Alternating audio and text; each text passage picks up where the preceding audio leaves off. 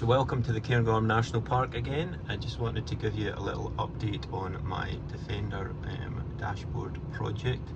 It's a lovely sunny day as always in the Cairngorms. So just a quick update on the screens on the replacement clock for the Defender. Now this is the Puma edition. I'm also working on a TD5 version. I have the electronics working for that, and I'm just in the process of getting a printed circuit board manufactured for it. So here's the different screens. So we have the clock, we've got the GPS speed, we have the gears, we have position in the world of the GPS signal, we've got a compass, the pitch and roll of the vehicle, the inside-outside temperatures, tyre pressures and temperatures, engine levels, that's the fuel and the battery voltage, engine health, some temperatures, and engines performance, the boost and the MAF. And back to the clock. So I've been doing some updates on this and just adding a few features and a config capability. So I'll show you the config capability in a minute. And each of these screens I've been just adding a few features. Here's one for example.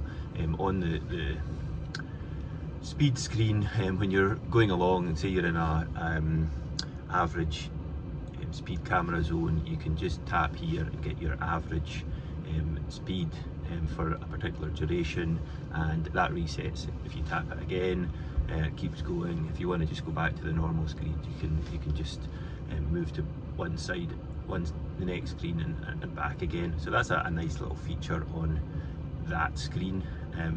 But what I really wanted to show you today was the config capability. You will see here that on the vehicle screens where we have the vehicle logo, that's actually a 110 image now, and you can switch between the two, Defender 90 or Defender 110, and I'll show you the config capability now.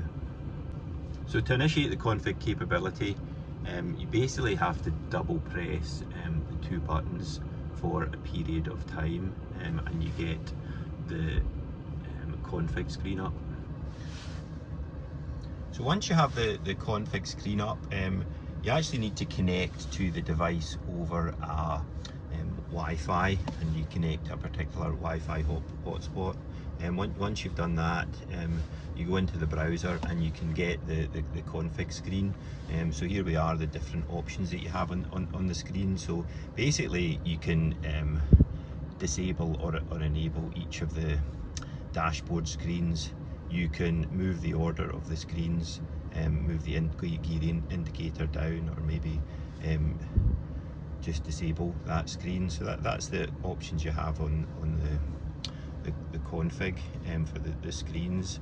Then you have brightness. You can set up auto brightness, daytime, nighttime, and whether it switches those at sunrise or sunset. Then units. This is obviously quite important for different parts of the world. So you have miles per hour, kilometers per hour, or the centigrade and Fahrenheit, or tyre pressures and oil pressure in general. You get pounds per square inch or bar. Then other options include, on the images, you can either have the Defender 90 or the 110 image. And on the tyre pressures, I'm not so keen on the temperatures, to be honest, so I've got the ability to switch these off in the display. Other things here, we have the behaviour for the splash screen. You can include the duration of that, but most importantly on the firmware. Basically you can update the firmware / software on the display. Now this is only on the display only right now. The control unit has got fixed firmware once it's been installed, but this lets you get an update by using a flash file, and you can update and improve on the dashboard functionality if required. So that's the config capability, and this is all now working pretty well, to be honest. I've built a few units and I'm going to make it available on an online shop. I actually have one that you can see, an online shop available where you can register interest for this. So if you look down in the comments below, you will see in the description below, you'll see the link to that. So thanks very much for your time if you've got this far, and keep an eye out for further updates. I'm going to do one on the TD5 variant soon.